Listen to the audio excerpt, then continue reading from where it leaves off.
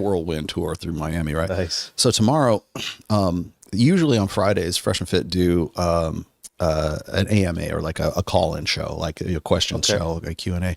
And I suggested this to Myron when I was on the plane. I was flying out here. I said, Myron, let's get people to call in and tell us how the red pill has benefited them, how they were one way and now they've improved their lives, or they maybe saved their lives, or they're doing something different, right? How do they go from what they were to where they are right now? And in some cases, it's like they might have actually, like canceled their plans to self-delete, right? And so I was preparing for this, and Myron's like, yeah, let's do it. And so, because the reason I said that, I've done this once before, a long time ago, I think it was like in 2020, where I would have people call in and say, kind of fishing for testimonials, right? Of course. But in this case, I think it's even more important now today, because I think too many people think that it's just negativity and it's just like exploiting, men and incels and everyone else, at the expense of, like we have some sort of program, like he's got MOA. I don't have I have a book to sell. That's all I have. Right. And so I thought it would be a great idea to have these guys call in and say, like, here's how I was, or in some cases I've had people tell me that, they had planned, or they had set a date, like June 10th, I'm going to self-delete. Right. And they canceled their plans to do so. And they'll come to me just crying, saying, my kids have a father now because I found your work, and I found it, I just happened to be before I did that, have a reason now. And now I know things, that I have a better understanding of what I was going through, like when my divorce, usually it's after divorce or something like that. Yeah. And so I thought maybe this would be a really great opportunity to sort of say, represent what doesn't get represented, which is most of these guys don't have a chance to come in and say, hey, look, you guys helped me out. And this is actually has a positive impact on everybody, because right now it's like very, very negative. Yeah. One of my business partners, his romantic partner, I was having a conversation with her. When we first met, she didn't like me. She just didn't. She had a most cursory understanding of like what it is that I did. And she knew, because like I know Andrew Tate, that therefore I'm just like Andrew Tate. Mm-hmm. That's what she thought, right? Douchebag. Right. That's what she thought about me. Yeah. And then she told me the other day, because she was in New York. We were all there for a conference. And she's like, when I first met you, like I didn't like you, but like later on, I came to this realization about what you just said, is like, you guys are actually preventing men from taking their own lives. That's not hyperbole. It's true. That's really damaging if you hate our narrative. If you hate our narrative, which by the way, we don't have a narrative. We're just like reading off facts. Yeah. If you hate our narrative and we're causing people to not take their own lives, man, that is really fucking hard for you to deal with, because now you're trying to figure out how, because I don't think the other narrative, which is hypergamy isn't real. You don't really know to go to the gym, fucking believe in yourself, gnash your butthole and grit your teeth, and then a fucking Lamborghini will pop out of the air.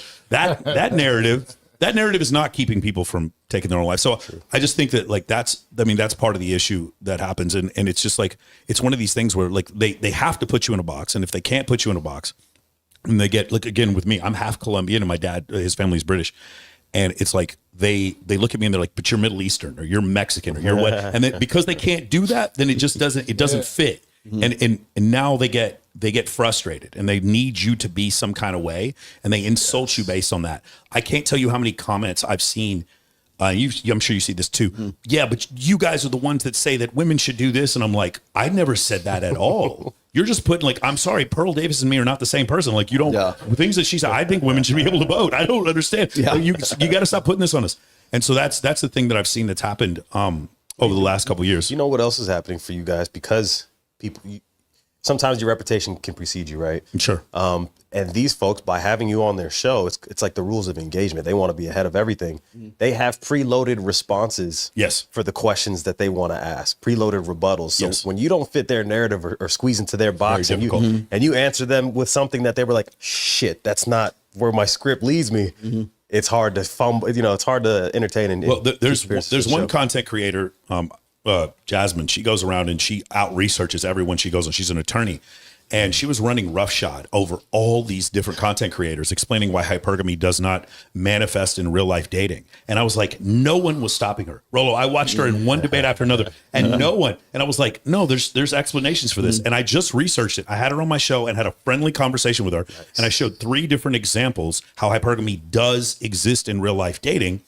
And that was it. And you should have seen the comments. Why didn't you call her a hoe? Why did you let this 304 in your show? Why didn't you put this hoe in her place? Like, that's all they wanted. I was like, hey, dude, I've been watching this girl dunk on dudes for weeks, and I finally got her. And you're sitting there bitching at me about this. And I'm like, we're never going anywhere. This is never going. You're not getting better. You're bitching at me for not calling a girl a slut, while at the same time you suck with women.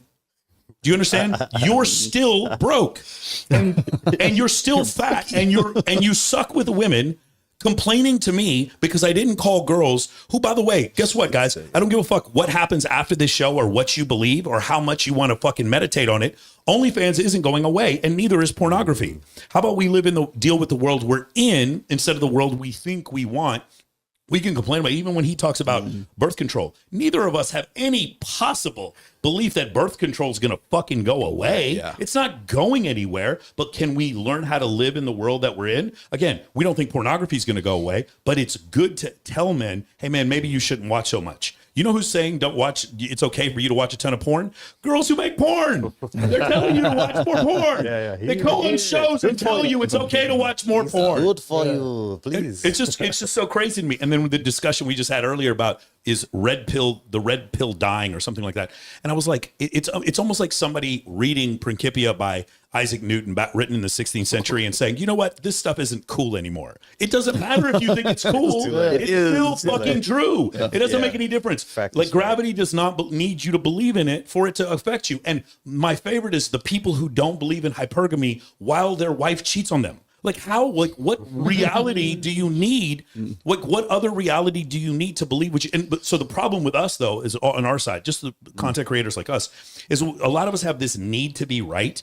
And they so desperate. My girlfriend, my relationship, we had a discussion, and I told her, hey, this is what I think is going to happen here. And I turned out to be right. And she was like, I was so mad that you were right. So if she didn't have a narrative, she wouldn't have cared. But because I was right, that's problematic. That's what it became about. If Rollo's books legitimately cause people from taking their own lives, that is a very, very hard thing to have an argument against. And we all know it did. But that's the problem. We can't accept that any of those things are real. So we have to attack every single part of it. Especially when you build your brand off of that. Yes. Yeah. If you're watching this, I have a gift for you. Click the link below and I will send you a private invite to my community. And yes, it's absolutely free.